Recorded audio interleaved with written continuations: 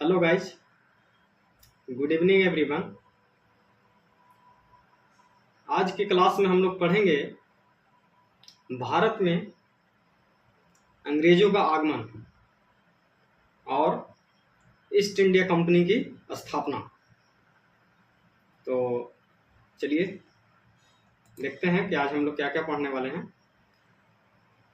East India company का गठन, ये देखिए हाईलाइट हम कर रहे हैं। आज हम लोग ये पढ़ेंगे ईस्ट इंडिया कंपनी का गठन और उसका ढांचा, अंग्रेजों का विस्तार एवं फैक्ट्री की स्थापना, और हम लोग पढ़ने वाले हैं आखिर अंग्रेज लोग अपनी फैक्ट्रियां भारत में कहां कहां लगाए थे। दक्षिण भारत, पूर्वी भारत, मद्रास, मुंबई को किस प्रकार अंग्रेजों ने अपने अधीन किया। और लास्ट में हम लोग पढ़ने वाले हैं मुगल तथा अंग्रेज। और इस मैप में हम लोग सबसे लास्ट में देखेंगे कि अंग्रेजों ने अपनी फैक्ट्रियां किस किस शहरों में लगाई और कहां से उन्होंने व्यापार शुरू किया। तो चलिए अब हम लोग आ जाते हैं फर्स्ट पॉइंट पे। तो अंग्रेजों का एक यात्री जो है वो स्थल मार्ग से भारत आता है। उसका नाम था जॉन मिल्डन हॉल। जो प्रथम जो यात्री था वो जॉन मिल्डन हॉल नामक था, जो स्थल मार्ग से जो प्रथम अंग्रेज जो भारत आया था। ये देखिए फर्स्ट पॉइंट में 1599 में जॉन मिल्डन हॉल ब्रिटिश यात्री थल मार्ग से भारत आया था और 1599 में ही इंग्लैंड में मर्चेंट एडवेंचर नामक एक व्यापारी दल होता है और उसी दल ने अंग्रेजी ईस्ट इंडिया कंपनी का जो है ना स्थापना किया था। मर्चेंट एडवेंचर नामक एक दल होता है 1599 में, वही अंग्रेजी ईस्ट इंडिया कंपनी की स्थापना करता है। और यही कंपनी आगे चल के the governor and company of merchant of trading into the East Indies की स्थापना हो जाता है और यही कंपनी आगे चल के ईस्ट इंडिया कंपनी कहलाता है। तो ईस्ट इंडिया कंपनी की स्थापना जो है वो 31 दिसंबर 1600 को महारानी एलिजाबेथ ने एक चार्टर जारी करता है और उसके माध्यम से 31 दिसंबर 1600 को ईस्ट इंडिया कंपनी का गठन आधिकारिक तौर पे हो जाता है। वो कौन करती हैं? तो ब्रिटेन की महारानी, उनका नाम क्या था? महारानी एलिजाबेथ। ये देखिए हरा कलर से ड्रॉ किया हुआ है। 31 दिसंबर 1600 को महारानी एलिजाबेथ ने एक चार्टर जारी किया और उसके माध्यम से इस कंपनी का स्थापना कर देते हैं और इस कंपनी को 15 वर्षों तक के लिए पूर्वी देशों के साथ व्यापार करने का अधिकार भी प्रदान करती हैं। फिर आगे चलकर 1609 ईस्वी में ब्रिटेन का सम्राट जो है वो जेम्स प्रथम बनता है। 1600 में महारानी एलिजाबेथ थी और 1609 में ब्रिटेन का सम्राट कौन बनता है? जेम्स प्रथम। ये जब आता है तो ये क्या करता है? इस कंपनी को अनिश्चित काल के लिए व्यापार करने का एक अधिकार प्रदान कर देता है। तो महारानी एलिजाबेथ ने एक चार्टर द्वारा 31 दिसंबर 1600 को अंग्रेजी ईस्ट इंडिया कंपनी की स्थापना करती हैं और 15 वर्षों तक के लिए ही उसे पूर्वी देशों के साथ व्यापार करने की अनुमति भी प्रदान करती है। लेकिन फिर 1609 ईस्वी में जब ब्रिटेन का जब राजा जेम्स प्रथम जब बनता है तो उसने इस कंपनी को अनिश्चित काल के लिए व्यापार करने की अनुमति प्रदान कर देता है। इस कंपनी का उद्देश्य जो था भूभाग ही नहीं बल्कि व्यापार करना था। भूभाग पर अधिकार करने का उद्देश्य लेकर ये भारत में ईस्ट इंडिया कंपनी नहीं आई थी, सिर्फ व्यापार करने के लिए ही अपना उद्देश्य रखकर आई थी कि हमें सिर्फ इंडिया से व्यापार करना। वो भूभाग पर अधिकार करने के उद्देश्य से इंडिया नहीं आए थे अंग्रेज लोग। तो अगला पॉइंट हम लोग पढ़ते हैं। कंपनी का प्रारंभिक उद्देश्य जो था वो भूभाग पर अधिकार करना नहीं था, उन्हें सिर्फ तो आइए अब हम लोग जानते हैं कंपनी के ढांचा। तो ईस्ट इंडिया कंपनी एक प्राइवेट कंपनी थी, यह एक निजी कंपनी थी और इसमें 24 गो सदस्य होते थे जो कि बोर्ड ऑफ डायरेक्टर्स द्वारा संचालित होते थे।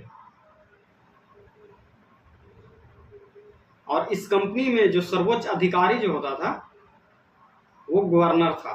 इस कंपनी का सर्वोच्च अधिकारी गवर्नर हुआ करता था और गवर्नर को ही युद्ध से संबंधित, संधि और विस्तार आदि से संबंधित निर्णय लेने का अधिकार भी गवर्नर को ही होता था। आइए अब हम लोग अगला पॉइंट में पढ़ते हैं। अंग्रेजों का विस्तार एवं फैक्ट्री की स्थापना। अंग्रेजों का विस्तार एवं फैक्ट्री की स्थापना। तो 1609 ईस्वी में कैप्टन हॉकिंस नामक एक अंग्रेजी व्यक्ति होता है, वो जहांगीर के दरबार में पहुंचता है। उसका जहाज का नाम होता है हेक्टर और वो जहांगीर से व्यापार करने की अनुमति प्रदान करता है, सूरत में व्यापार करने के लिए अनुमति मांगता है, लेकिन वो इसमें सफल नहीं होता है।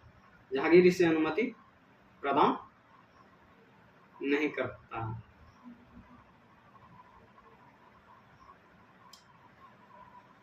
तो ये देखिए 1609 ईस्वी में हेक्टर नामक पहला अंग्रेजी जहाज हॉकिंस के नेतृत्व में भारत आया था। कैप्टन हॉकिंस सूरत में एक कारखाना स्थापित करने के लिए जहांगीर के दरबार में पहुंचा, लेकिन सफल नहीं हुआ। जहांगीर उसे अनुमति प्रदान नहीं करता। और जब ये आता है तो इसे पुर्तगालियों का विरोध भी सहना पड़ता है। इसे पुर्तगालियों के विरोध का सामना भी करना पड़ता है। 1611 ईस्वी में मसूलीपट्टनम में व्यापार शुरू करता है फिर अंग्रेज लोग, और बाद में 1616 ईस्वी में एक कारखाना भी स्थापित करता है। तो सूरत में तो कारखाना स्थापित नहीं कर सका, सफल रहा। 1609 ईस्वी में सफल हो जाता है सूरत में कारखाना स्थापित करने को लेकर उन लोग का प्लानिंग, लेकिन 1611 ईस्वी में मसूलीपट्टनम में जो है वो सफलतापूर्वक कारखाना स्थापित हो जाता है। 1612 ईस्वी में कैप्टन थॉमस वेस्ट ने सूरत के पास समुद्र में पुर्तगालियों को हरा देता है। यहीं से पुर्तगालियों का वर्चस्व जो है ना वो खत्म होना शुरू हो जाता है। 1612 ईस्वी में कैप्टन थॉमस वेस्ट ने सूरत में पुर्तगालियों को हराता है। 1613 में थॉमस एडवर्ड वर्क के तहत सूरत में एक कारखाना स्थापित करने के लिए जहांगीर से अनुमति प्रदान करता है। तो थॉमस एडवर्ड वर्क जो 1613 ईस्वी में जो है जहांगीर से अनुमति प्राप्त कर लेता है सूरत में कारखाना स्थापित करने के लिए, और 1613 ईस्वी में फिर सूरत में कारखाना स्थापित हो जाता है।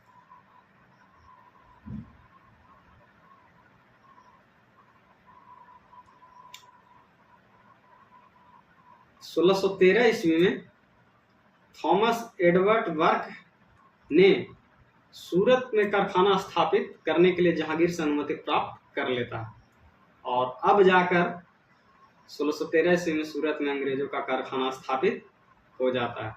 1609 ईस्वी में असफल रहते हैं सूरत में कारखाना स्थापित करने से, लेकिन 1613 ईस्वी में थॉमस एडवर्ड वर्क ने जहांगीर से अनुमति प्राप्त कर लेता है और सूरत में कारखाना स्थापित अंग्रेजों का हो जाता है।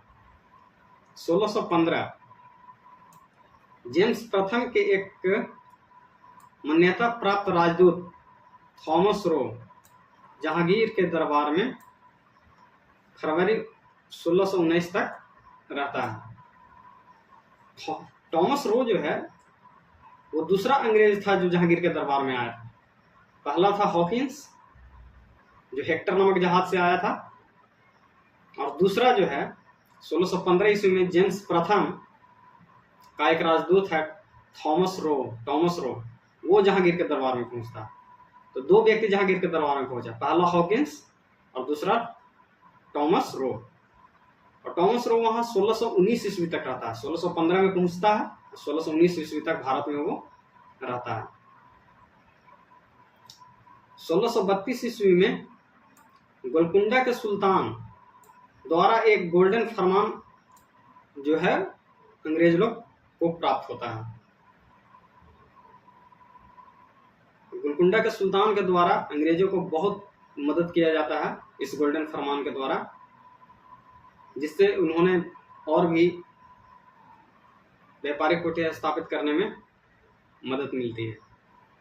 1662 ईस्वी में चार्ल्स द्वितीय ब्रिटिश का राजकुमार था। ब्रिटेन का राजकुमार उस समय था 1662 में चार्ल्स द्वितीय, और उस समय पुर्तगाल के राजकुमारी थी कैथरीन।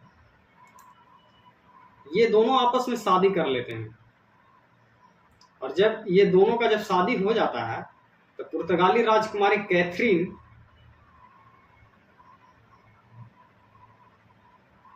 के लिए पुर्तगाल के राजा द्वारा मुंबई को चार्ल्स द्वितीय को दहेज के रूप में उपहार में प्रदान किया जाता है, और इस प्रकार मुंबई जो है अंग्रेजों को दहेज के रूप में मिल जाता है। तो 1662 ईस्वी में चार्ल्स द्वितीय ब्रिटिश राजकुमार और पुर्तगाली राजकुमारी कैथरीन का विवाह होता है। तो पुर्तगाल के राजा के द्वारा मुंबई चार्ल्स द्वितीय को दहेज के रूप में उपहार में दे दिया जाता है, और इस प्रकार मुंबई जो है वो अंग्रेजों का अधिकार हो जाता है वहां पे। 1687 ईस्वी में क्या होता है, पश्चिमी प्रेसिडेंसी की सीट सूरत से मुंबई स्थानांतरित कर दी जाती है। पश्चिमी प्रेसिडेंसी की सीट सूरत से मुंबई स्थानांतरित 1687 ईस्वी में हो जाता है। अब हम लोग पढ़ेंगे कि अंग्रेजों ने आखिर कहाँ कहाँ अपनी फैक्ट्री का स्थापना किया। तो दक्षिण भारत में प्रथम व्यापारिक कोठी 1611 ईस्वी में मसूलीपट्टनम में स्थापित करता है अंग्रेज लोग, और इसके बाद मद्रास में व्यापारिक कोठी की स्थापना किया जाता है। तो 1611 ईस्वी में मसूलीपट्टनम में दक्षिण भारत में प्रथम व्यापारिक कोठी का स्थापना अंग्रेज लोग करते हैं मसूलीपट्टनम में। तो ये क्वेश्चन आता है कि अंग्रेजों ने अपना प्रथम सफलतापूर्वक फैक्ट्री की स्थापना कहाँ किया था। तो 1611 में मसूलीपट्टनम में, ठीक है। उसके बाद मद्रास में होता है। पूर्वी भारत में अंग्रेजों का कारखाना कहाँ स्थापित होता है, तो 1633 में उड़ीसा के बालासोर में। पूर्वी भारत में कहाँ, 1633 ईस्वी में पूर्वी भारत में बालासोर में किया जाता है, जो कि उड़ीसा में है। अंग्रेजों ने पूर्वी तट पर अनेक फैक्ट्रियों की स्थापना की। पूर्वी तट पर अंग्रेजों ने अनेक फैक्ट्रियों की स्थापना की। आइए वो कहाँ कहाँ है, हरिपुरा बंगाल में, हरिपुरा में, उड़ीसा के बालासोर में, और पटना में भी, और हुगली जो कि पहले हुग्गल के नाम से जाना जाता था, और कासिम बाजार, ये सब बंगाल में है अभी। तो पूर्वी तट पे कहाँ कहाँ, हरिपुरा, बालासोर, पटना, हुग्गल और कासिम बाजार में अंग्रेजों ने फैक्ट्रियां अपना स्थापित की। मद्रास, फ्रांसिस डे ने 1639 में चंद्रगिरी के राजा से मद्रास को पट्टा पर लिया, जहां बाद में फोर्ट सेंट जॉर्ज कोठी का निर्माण किया गया। तो मद्रास में भी अंग्रेजों ने फोर्ट सेंट जॉर्ज कोठी का निर्माण करता है 1639 ईस्वी में। चंद्रगिरी के राजा था, उससे वे पट्टे पे लेते हैं मद्रास को, और वहां पे फोर्ट सेंट जॉर्ज कोठी का निर्माण किया जाता है मद्रास में। तो ये क्वेश्चन आता है वो कि फोर्ट सेंट जॉर्ज का निर्माण कहाँ पे किया जाता है, तो मद्रास में। और उसको पट्टे पे किस राजा से लिया गया था, तो चंद्रगिरी के राजा थे। तो फ्रांसिस डे ये काम करता है। फ्रांसिस डे ने चंद्रगिरी के राजा से पट्टे पे लेता है मद्रास को और फोर्ट सेंट जॉर्ज का कोठी का निर्माण करता है। गोलकुंडा में, जैसा कि हम लोग ऊपर में भी पढ़ते हैं कि गोलकुंडा के सुल्तान द्वारा एक गोल्डन फरमान जारी किया जाता है 1632 ईस्वी में, और इस फरमान के माध्यम से गोलकुंडा राज्य में स्वतंत्रता पूर्वक व्यापार करने की अनुमति अंग्रेजों को प्राप्त हो जाता है। ईस्ट इंडिया कंपनी की प्रथम फैक्ट्री जो भारत में है वो गोलकुंडा राज्य मसूलीपट्टनम में ही स्थापित किया गया था। ऊपर में भी हम लोग इस टॉपिक को पढ़ चुके हैं। 1611 ईस्वी में मसूलीपट्टनम में अंग्रेजों का प्रथम व्यापारिक कोठी का स्थापना हो जाता है। यही पॉइंट यहाँ पे दोहराया गया है। अब आइए मुंबई के बारे में थोड़ा सा हम लोग जान लेते हैं। 1661 में ब्रिटेन के राजा चार्ल्स द्वितीय का पुर्तगाली राजकुमारी कैथरीन से विवाह हो जाता है और दहेज के रूप में ब्रिटेन के राजा को मुंबई टापू दे दिया जाता है। चार्ल्स ने इसे, जब ब्रिटेन के राजा चार्ल्स द्वितीय को जब मिल जाता है मुंबई टापू, तो ये 10 पाउंड वार्षिक किराए पर ईस्ट इंडिया कंपनी को दे देते। मतलब मुंबई शहर को ईस्ट इंडिया कंपनी को सौंप देता है कौन, चार्ल्स द्वितीय, जो कि ब्रिटेन का राजकुमार था। और 1669 से 1677 ईस्वी के बीच कंपनी के गवर्नर जेराल्ड अंगियर जो है उस समय कंपनी का गवर्नर था। 1669 से 77 के बीच आधुनिक मुंबई नगर का स्थापना करता है। कौन, जेराल्ड अंगियर जो है आधुनिक मुंबई नगर की स्थापना करता है। और बाद में ईस्ट इंडिया कंपनी ने ब्रिटिश सरकार से मुंबई को प्राप्त करता है। जेराल्ड अंगियर जो है मुंबई नगर की स्थापना कर देता है और बाद में ब्रिटिश ईस्ट इंडिया कंपनी ने ब्रिटिश सरकार से जो है मुंबई को जो है हासिल कर लेता है। मुगल तथा अंग्रेज 1691 में अंग्रेजों ने एक निश्चित राशि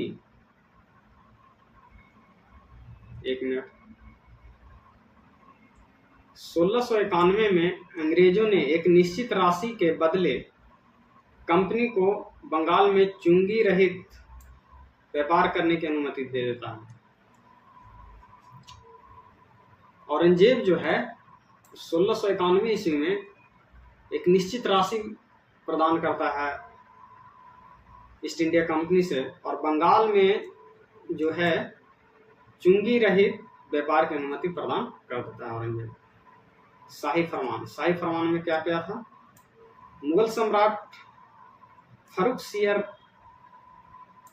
जो है वो बीमार रहता है। फर्रुखसियर की बीमारी का इलाज कंपनी के एक डॉक्टर, ईस्ट इंडिया कंपनी का एक डॉक्टर था जिसका नाम था विलियम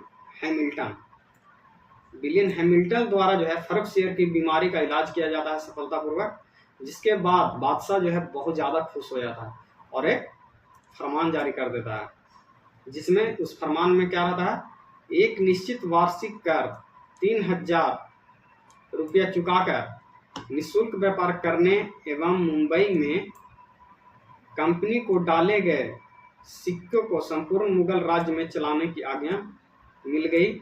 अब उन्हें वही कर देने पड़ेंगे जो भारतीयों को देने पड़ते थे।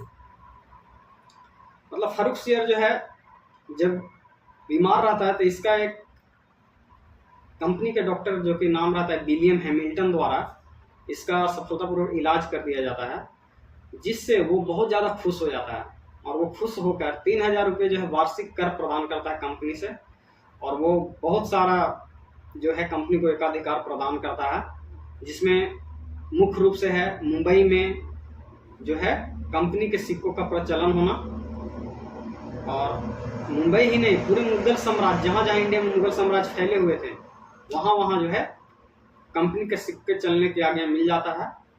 और जो उस समय कर मुगलों को भारतीय दिया करते थे वही कर अब कंपनी को देने पड़ते हैं। ब्रिटिश इतिहासकार कॉमर्स ने इसको कंपनी का अधिकार पत्र या मैग्ना कार्टा कहा। जो फर्रुखसियर के द्वारा जो जारी किया जाता है शाही फरमान, उसको ब्रिटिश इतिहासकार है कॉमर्स, इसी को कंपनी का अधिकार पत्र या मैग्ना कार्टा कहा जाता है। तो ये क्वेश्चन बहुत ज़्यादा पूछा जाता है कि कंपनी का अधिकार पत्र या मैग्ना कार्टा किसे कहा जाता है, तो फर्रुखसियर द्वारा जो गोल्डन फरमान जो जारी किया जाता है उसी को। अगला पॉइंट है बंगाल के नवाब मुर्शिद कुली खां। उस समय बंगाल का नवाब हुआ करता था मुर्शिद कुली खान, ने फर्रुखसियर द्वारा दिए गए फरमान को बंगाल में स्वतंत्र प्रयोग से नियंत्रित करने का प्रयास करने लगता है।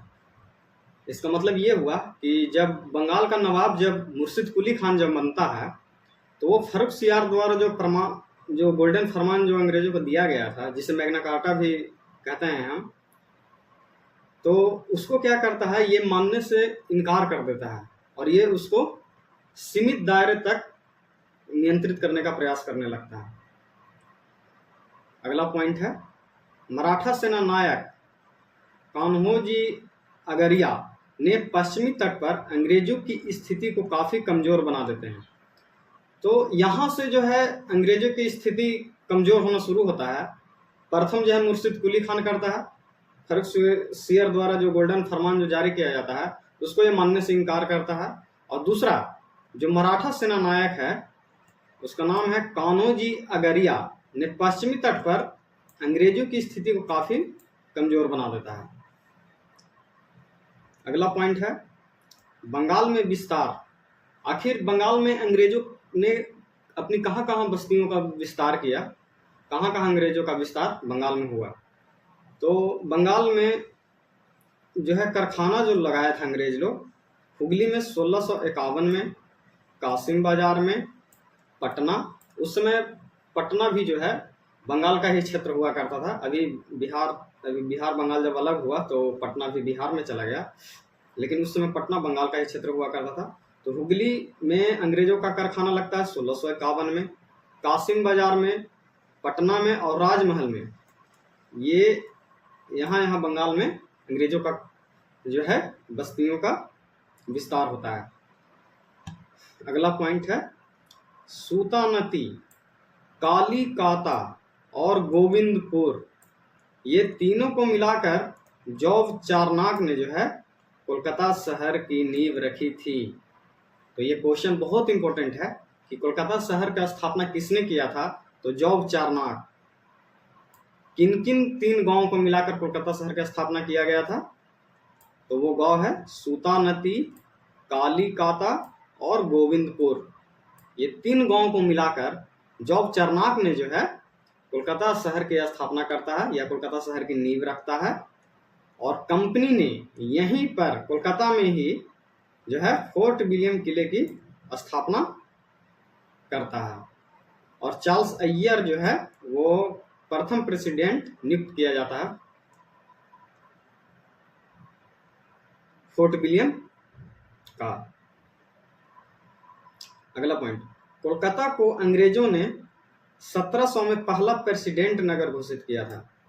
तो ये क्वेश्चन आता है कि अंग्रेजों ने कोलकाता को कब प्रेसिडेंट नगर घोषित किया था, तो 1700 में। या अंग्रेजों ने किस शहर को प्रेसिडेंट नगर घोषित किया था, तो उसका नाम है कलकत्ता। तो कलकत्ता किन 3 गांवों से मिलकर बना है, तो सूतानती, कालीकाता और गोविंदपुर। किसने मुंबई नगर के नींव रखी थी, तो जॉब चारनाक। और मुंबई में ही क्या है, फोर्ट विलियम किले का स्थापना हुआ था। और प्रथम प्रेसिडेंट किसको नियुक्त किया गया था, तो चार्ल्स अय्यर को। अगला पॉइंट है 1774 से 1191 तक कोलकाता ब्रिटिश भारत की राजधानी बने रहे थे। ब्रिटिश भारत की राजधानी जो है कोलकाता कब से कब तक रहा? 1774 से 1911 तक। 1774 से लेकर 1911 ईस्वी तक कोलकाता जो है वो ब्रिटिश भारत की राजधानी बनी रही थी। तो ये बहुत इंपॉर्टेंट पॉइंट है। विलियम हेजेज प्रथम अंग्रेज गवर्नर था बंगाल का।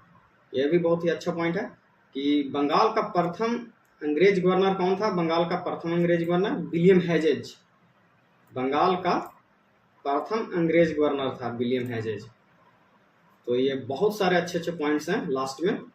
विलियम हेजेज जो है वो बंगाल का प्रथम अंग्रेज गवर्नर था। तो हम लोग आगे बढ़ते हैं। तो ये रहा मैप। मैप थोड़ा सा हम लोग बड़ा कर लेते हैं और हम लोग देखेंगे कि मैप में अंग्रेजों ने अपनी बस्तियों का निर्माण, हम लोग बस्ती बोलेंगे तो अच्छा रहेगा, अंग्रेज ने अपनी बस्तियों का निर्माण जो है कहाँ कहाँ किया या कहाँ कहाँ अपनी बस्तियों का विस्तार इंडिया में अंग्रेजों के द्वारा किया गया। तो देख लेते हैं इंडिया में कहाँ कहाँ अंग्रेजों का विस्तार हुआ।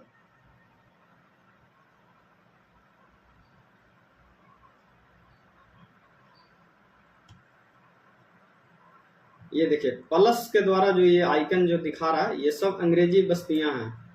यहाँ पे ही अंग्रेजों का विस्तार हुआ है।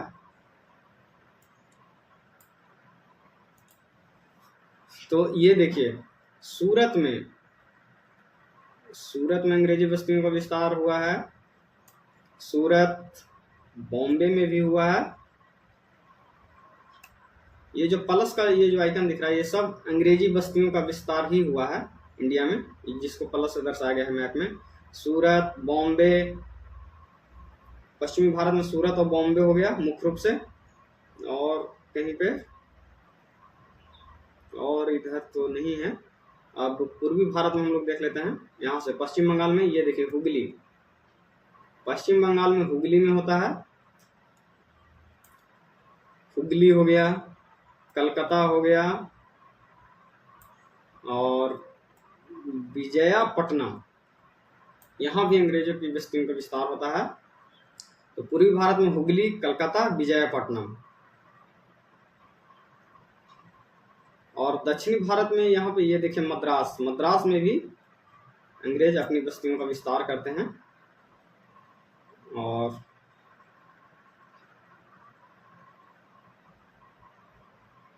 यही है अंग्रेजों की बस्तियों का विस्तार जो कि हम मैप से देख चुके हैं। एक बार फिर से पढ़ लेते हैं। सूरत, बॉम्बे, मद्रास, विजयपट्टनम, कलकत्ता और हुगली, ये अंग्रेज यहाँ अपने बस्तियों का विस्तार करते हैं। हम लोग एक बार फिर से ओवरव्यू जो है देख लेते हैं कि कौन कौन से मुख्य पॉइंट जो है आप लोग को याद रखना बहुत इंपॉर्टेंट है, जो वनडे एग्जाम में पूछा जाता है, बहुत ज़्यादा पूछा जाता है। तो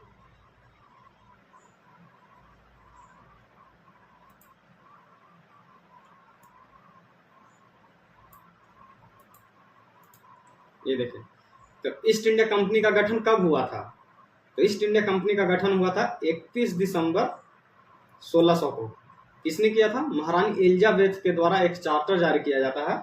उसी चार्टर के द्वारा 31 दिसंबर 1600 को ईस्ट इंडिया कंपनी का गठन होता है और 15 वर्षों तक जो है अधिकार प्रदान करती है महारानी एलिजाबेथ कि जाइए आप 15 वर्ष तक व्यापार कीजिए। लेकिन जब 1609 में जब जेम्स प्रथम जब ब्रिटेन का सम्राट बनता है तो ये अनिश्चित काल के लिए कंपनी को जो है एक अधिकार प्रदान कर देता है, या आप जाइए और अनिश्चित काल तक व्यापार कीजिए। तो ये रहा। तो ये जो कंपनी जो बना ब्रिटिश ईस्ट इंडिया कंपनी, वो देखिए सेकंड पॉइंट में देखिए मर्चेंट एडवेंचर नामक एक व्यापारिक दल था। इसी दल के द्वारा जो है आगे ईस्ट इंडिया कंपनी जो है बन जाती है। मर्चेंट एडवेंचर नामक व्यापारिक दल था, उनकी कंपनी थी the governor and company of merchant of trading into the East. यही कंपनी जो है आगे चलकर ब्रिटिश ईस्ट इंडिया कंपनी कहलाती है। तो ये रहा। तो कंपनी का अधिकार भारत में जो है ना वो भूभाग पर अधिकार करना नहीं था, उनका सिर्फ मकसद था सिर्फ व्यापार करना। अगर क्वेश्चन आता है कि अंग्रेजी ईस्ट इंडिया कंपनी का प्रथम समुद्री यात्रा कहाँ किया गया था, कितना ईस्वी में किया गया था, तो 1601 ईस्वी में जावा, सुमात्रा एवं मलक्का के बीच हुआ था ब्रिटिश ईस्ट इंडिया कंपनी का। अगर समुद्री यात्रा का हम वर्णन अगर देखेंगे तो भारत में नहीं हुआ था, 1601 ईस्वी में जावा, सुमात्रा एवं मलक्का के बीच हुआ था। तो इसका ढांचा है, एक प्राइवेट कंपनी था, 24 सदस्य इसमें होते थे और उसका एक गवर्नर होता था और गवर्नर ही सारा चीज करता था, युद्ध से संबंधित, संधि से संबंधित और कंपनी के विस्तार से संबंधित सारा निर्णय कौन लेता था, गवर्नर। अब ये देखिए इसमें बहुत सारा इंपॉर्टेंट पॉइंट है। अंग्रेजों का विस्तार,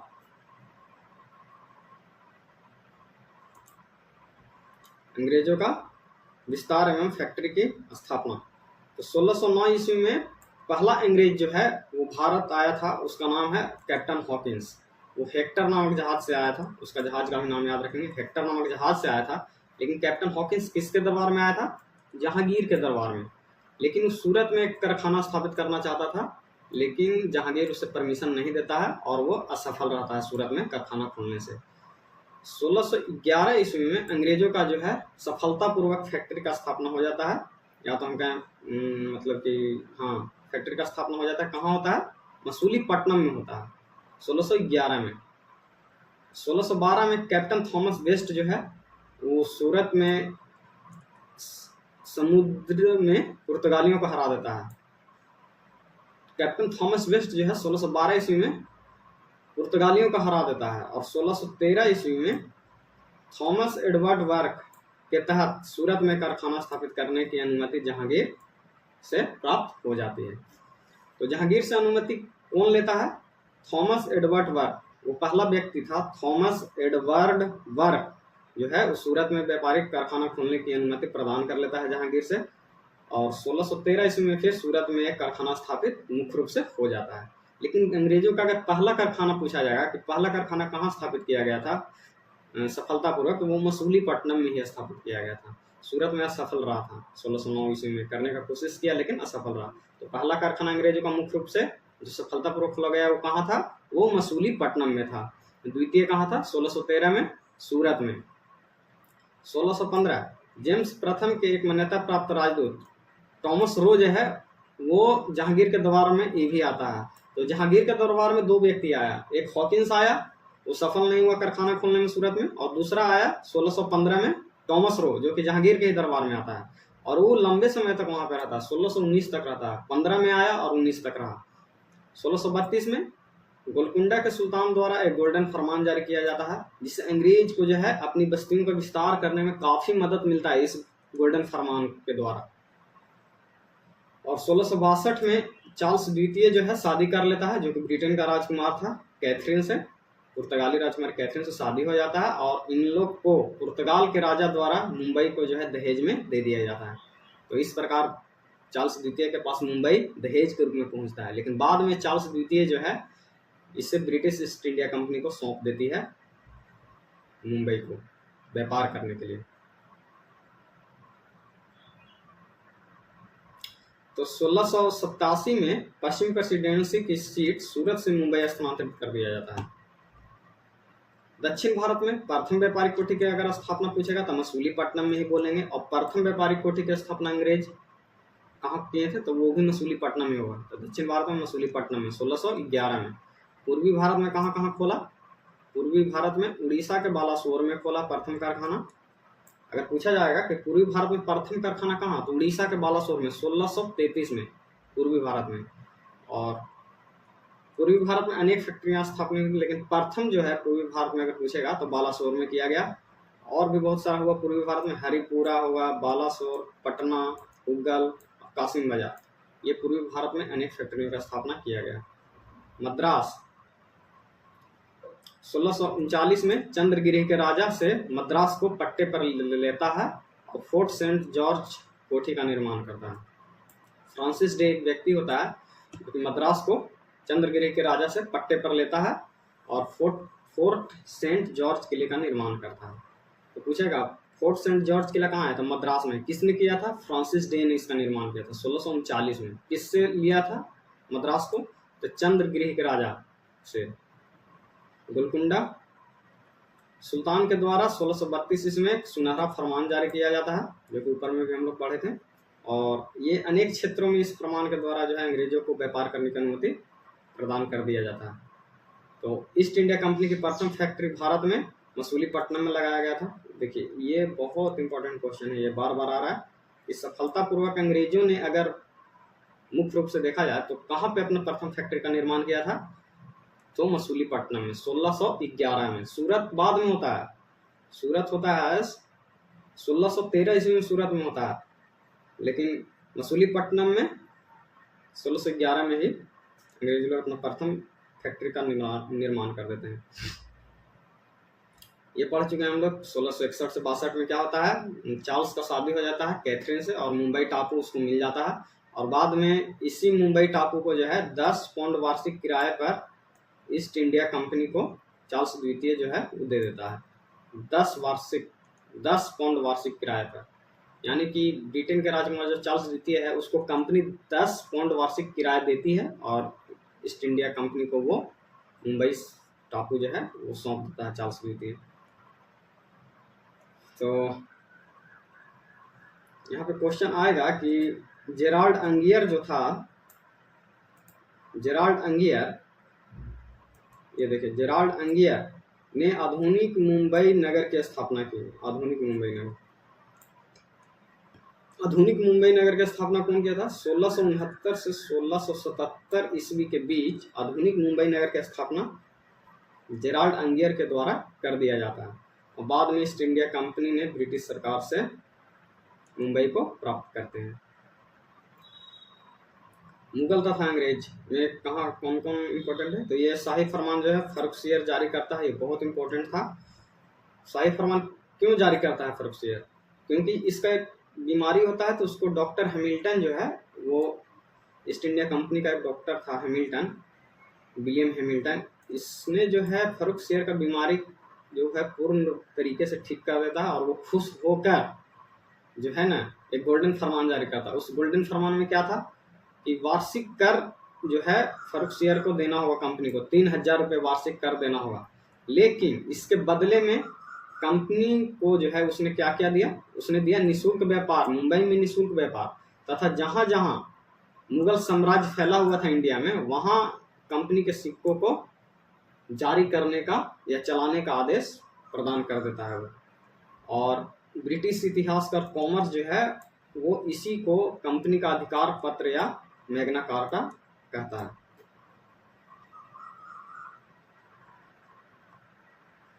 और जब मुर्शिद कुली खान जब आता है तो इसी फर्रुखसियर द्वारा जो गोल्डन फरमान जो अंग्रेजों को दिया गया था उसको नियंत्रित करने का प्रयास करता है, ठीक है, उसको हटाने का कोशिश करता है। और दूसरा में मराठा सेना नायक जो है कान्होजी अंगियर जो है वो अंग्रेजों की स्थिति को कमजोर बना देते हैं पश्चिमी तट पर। तो यहाँ से अंग्रेजों के प्रभाव को कम करने का प्रयास किया गया दो व्यक्ति द्वारा, मुर्शिद कुली खां और कान्होजी अगरिया द्वारा। बंगाल में विस्तार कहाँ कहाँ हुआ? बंगाल में विस्तार हुआ हुगली में, कासिम बाजार, पटना और राजमहल में। अब ये देखिए, ये बहुत इंपॉर्टेंट पॉइंट है। सूतानती, कालीकता और गोविंदपुर तीनों गांव को मिलाकर जो है जॉब चार्नाक ने जो है कोलकाता शहर की नींव रखते हैं और यहीं पे फोर्ट विलियम किले की भी स्थापना करते हैं। और चार्ल्स अय्यर जो है प्रथम प्रेसिडेंट नियुक्त किया जाता है, कहाँ का? कोलकाता का। तो फोर्ट विलियम किले कहाँ स्थापना किया गया था? कोलकाता में। सूतानाती, कालीकता और गोविंदपुर को मिलाकर जो है जॉब चार्नाक कोलकाता शहर की नींव रखते हैं। 1774 से 1191 तक कोलकाता ही जो है वो भारत की राजधानी रही थी, ब्रिटिश भारत की राजधानी। 1774 से 1911 तक। विलियम हैजेज जो है वो बंगाल का प्रथम अंग्रेज गवर्नर था। विलियम हैजेज प्रथम बंगाल का गवर्नर कौन था? अगर हम देखें कि बंगाल का प्रथम अंग्रेज गवर्नर क्वेश्चन में पूछता है सिर्फ बंगाल का, तो वो विलियम हैजेज उसको हम बोलेंगे। तो ये हम लोग ओवरव्यू पूरा देख लिए दोस्तों। और ये रहा, सूरत में फैक्ट्री का निर्माण होता है, सूरत में अंग्रेजी बस्तियों का निर्माण होता है, बॉम्बे में होता है, मद्रास, विजयपट्टनम, कलकत्ता और हुगली। ये रहा इंग्लिश सेटलमेंट, मतलब कि इंग्लिश ब्रिटिश का बस्तियों का विस्तार इंडिया में। तो ये अंग्रेजों का आगमन हम लोग समाप्त कर चुके हैं। तो जय हिंद दोस्तों। इसी तरह से हम लोग पढ़ते रहेंगे, कंटेंट में कोई भी कमी नहीं होने वाला है। तो मिलते हैं हम लोग अगले क्लास में। जय हिंद।